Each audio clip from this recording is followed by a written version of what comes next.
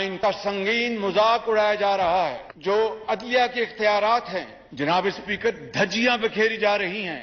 ایک لاڈلا کسی عدالت کے سامنے پیش نہیں ہوتا, اس کو آنن فانن رات کے اندھیرے میں مختلف عدالتوں سے ایکسٹینشن ملتی ہیں. وہ عدلیہ کا مذاق اڑاتا ہے. ایک لاڈلا عدلیہ کا مذاق اڑاتا ہے, اسے رات کے اندھیرے میں عدالتوں سے توسیع ملتی ہے. عدلیہ اور مقننہ کے اختیارات کی دھجیاں بکھیری جا رہی ہیں.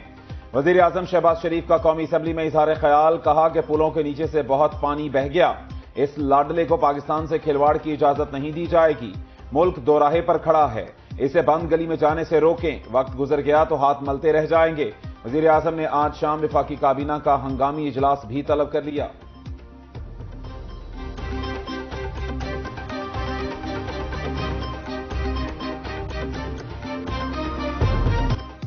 سوال یہ ہے, الیکشن کمیشن انتخابات کی تاریخ آگے کر سکتا ہے یا نہیں؟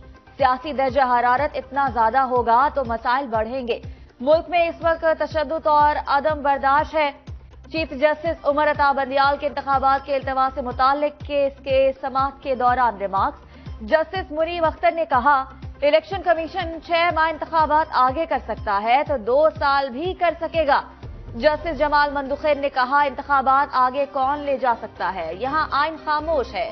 کیا پارلیمنٹ کو آئین میں ترمیم نہیں کرنی چاہیے؟ استدعا ہوگی ادارے کی عزت, توقیر اور تکریم اور اس کی آزادانہ حیثیت کو برقرار رکھنے کے لیے فل کورٹ جو ہے وہ بیٹھے اور اس معاملے پہ وہ تشریح کرے ان سب معاملات کی, بشمول جو الیکشن کمیشن کے اختیارات ہیں الیکشن کے انعقاد کے سلسلے میں. وزیر قانون نے سپریم کورٹ کا 13 رکنی فل کورٹ بینچ بنانے کا مطالبہ کر دیا. الیکشن کے معاملے پر کل 4-3 کی اکثریت سے درخواستیں مسترد ہو گئیں. اعظم نذیر تارڑ کی سپریم کورٹ کے باہر میڈیا سے گفتگو, بولے کہ سپریم کورٹ کا فل کورٹ بینچ بیٹھے اور الیکشن کے معاملات کی تشریح کرے.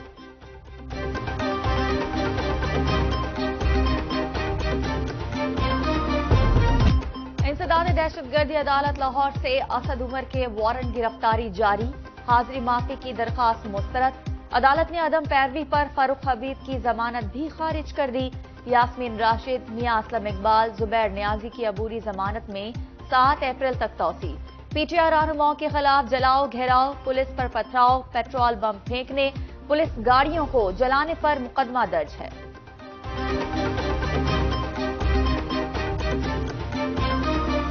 میں نے کوئی دھمکی نہیں دی قتل.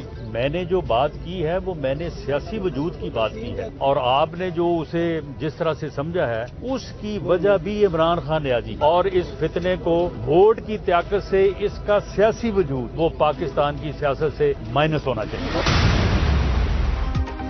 کسی کو قتل کی دھمکی نہیں دی, میرا بیان سیاسی ہوتا ہے. عمران خان کے سیاسی خاتمے کی بات کی تھی. وزیر داخلہ رانا ثناءاللہ کی گوجرانوالہ میں میڈیا سے گفتگو, کہا کہ چیئرمین پی ٹی آئی کے خلاف قانون ابھی حرکت میں نہیں آیا, ان کا احتساب ضرور ہوگا. پی ٹی آئی سے اب اتنا کچھ نکلے گا کہ وہاں صرف فتنہ رہ جائے گا. انسداد دہشت گردی عدالت گوجرانوالہ نے رانا ثناءاللہ کے وارنٹ گرفتاری منسوخ کر دیے.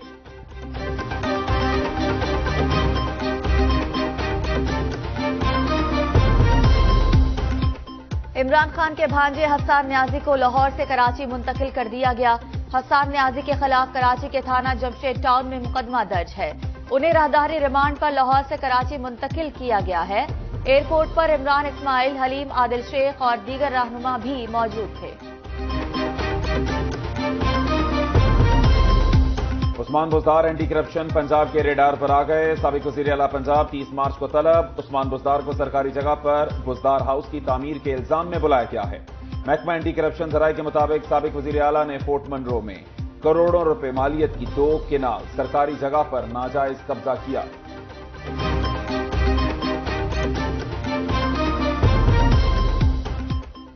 پاکستان کا سعودی عرب اور متحدہ عرب امارات کے ساتھ روزانہ کی بنیاد پر اعلیٰ سطح رابطہ. $3 ارب سے زائد کی فائنینسنگ کی جلد تصدیق کا مطالبہ کر دیا.